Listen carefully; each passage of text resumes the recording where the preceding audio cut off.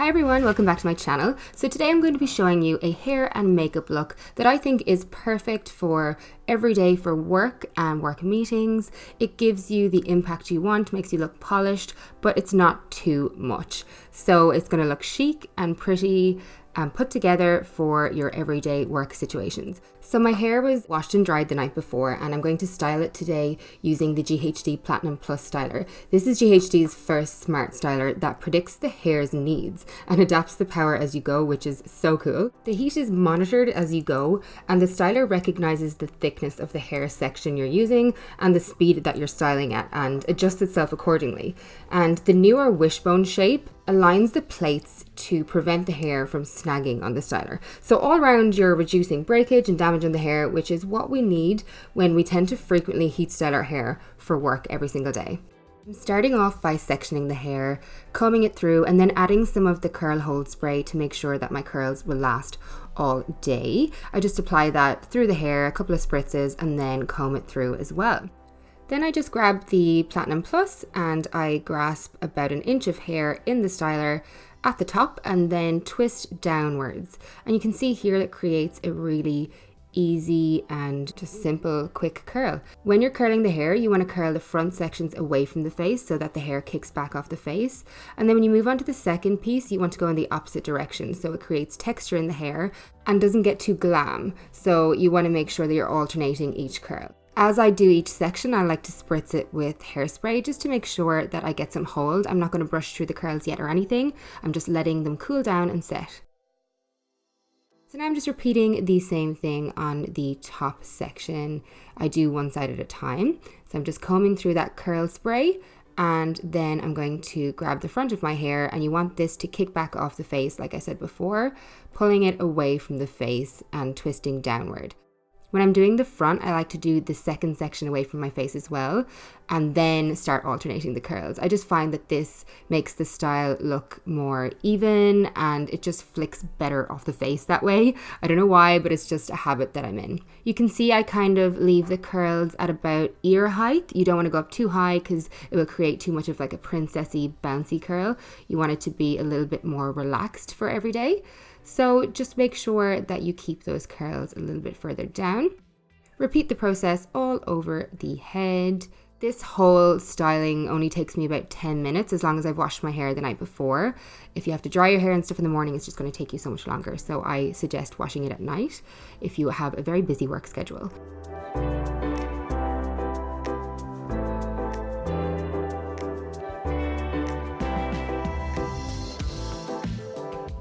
Then I'm just going to hairspray the whole head and brush it through with my wide tooth comb, and then I just play with the hair for a minute, trying to shake out the curls. I don't like a really done curly look. I like my curls to look very undone, so I shake them out, I brush them out, I throw my hair around a bit, and then I like to put some hairspray on my hands as well, and I use that to kind of scrunch and mess up the hair, and even rub the ends through my hands so that it kind of gets a little bit more beachy or undone. It just looks a little bit more effortless that way and less super glam for work. And then when I find where I want my hair to sit, I just spray it into place. So now we're on to makeup, and the idea here is to do easy makeup that gives you a professional impact. So it looks like you did more than you actually did. So I'm going to start using the Pat McGrath foundation. This is incredible. I can't get over this foundation. I actually apply it kind of like a sunscreen. I don't apply any other foundation like this.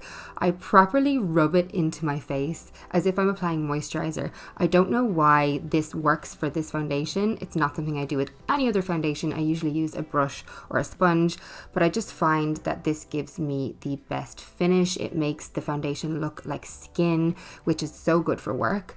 And I like to pat over the top of it then as well, and this just molds it into my skin. I don't know, it looks like such a weird application technique, but it just works for me. And then I'll just finally use the Fenty sponge, which is my favorite sponge by the way, to dab over the top and make sure everything is blended and looks really nice and natural. You can see here it's just beautiful. It looks like my actual skin. So then I'm going to use concealer for blemishes and under eyes. I just apply it to the back of my hand and then use the warmth of my finger to blend it in any areas that I need.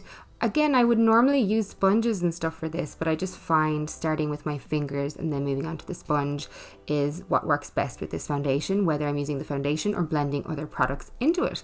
And it gives me the best finish. I like to set my under eyes for daytime just so that my concealer lasts ages and it doesn't crease and stuff. So I'm using the Hourglass Veil powder. This is a really nice powder for setting the skin but not looking too drying.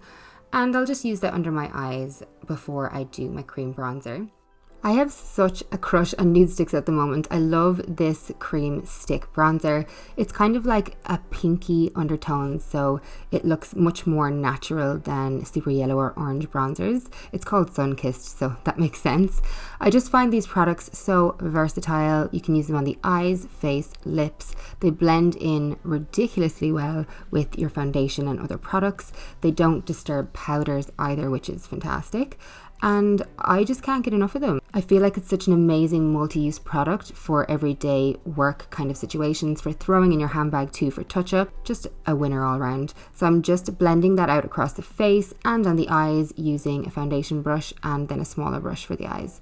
Really simple, there's no work to this. I like to go over the edges with the sponge again just to make sure everything looks seamless and natural, but you could really blend this with your fingers if you wanted. It's so simple and such a great formula. Now I'm just using the same powder that I used to set my under eyes to set any areas of my face that I know my makeup moves, also sweeping the bake from underneath my eyes as well. I'm just applying it on my chin, forehead. It might look a little bit matte right now, but as my natural oils come through in the next hour, it will really start to look more like skin again. So now I'm using this eyeshadow by Marc. It's just a simple, cool matte brown, and I'm applying that all over the lid. You do not want to be blending 100 eyeshadows in the morning, but this is going to make it look like you made a lot of effort with your eye. So just apply it all over the lid, and then I'm going to use my bronzer to blend out the edges. This is the Fenty Sunstalker bronzer. I love these. A beautiful matte bronzer with so many different shades. So this is pretty simple. It's very self-explanatory. I just use a fluffy brush with the bronzer and eyeshadow together to blend out the edges. Very, very simple. There is no crazy skills needed here. You just want to blow that out and blend it out really nicely. Now I'm using a cream blush. This is by Dolce & Gabbana and it's one of my favorite formulas. It works really well near powders and stuff as well, just like the nude sticks. It looks a little bit intense at first, but then when you blend it in with the sponge and you apply your bronzer and everything, it's going to look really beautiful. I think this is one of the nicest cream blush formulas I've ever used. So I'm using the Fenty bronzer then over the top, just to bronze up my cheeks and forehead, my nose. This is what makes everything kind of mesh together and look really natural and bronzed. And I use this step to do a lot of blending and stuff as well. And then I'm just highlighting with the Charlotte Tilbury Film Star Bronze and Glow palette, tops of the cheekbones and above the eyebrows, and a tiny bit on the nose and Cupid's bow. Not going too heavy because sometimes in the daylight highlight can look a bit too much, so I'm just making myself glow because I love glow but without going overboard. And then I'm applying mascara. This is the Marc Jacobs Velvet Noir. I'm not going to show you how to apply mascara. I'll just do that quickly. We're just going to speed that up, that's boring. And I'm also using a nude liner in my waterline just because if you're tired in the morning sometimes the waterline can get a bit red, so using a nude liner will help open up the eyes. Then we're just lining the lips. This is such a beautiful shade. This is Boldly Bare. I have about 7 of them in my drawer, no joke. I like to blend the liner in with my finger to make it look natural, and then I'm applying this Burberry Lip Velvet Crush over the top. This is by far one of my most used products. I also use it on the cheeks for an everyday natural look. It's just gorgeous. I don't know why more people aren't talking about them. And I just blend that in with my finger, and there you go. Then I have a little fiddle with my hair just to make sure that it's all in place, and that is pretty much it. You can see this look has maximum impact but actually quite low effort. I feel like anyone of any skill level could do this makeup look. So I hope you enjoyed. Thank you so much for watching, and let me know what you would like to see next in the comments, and I'll talk to you again really soon.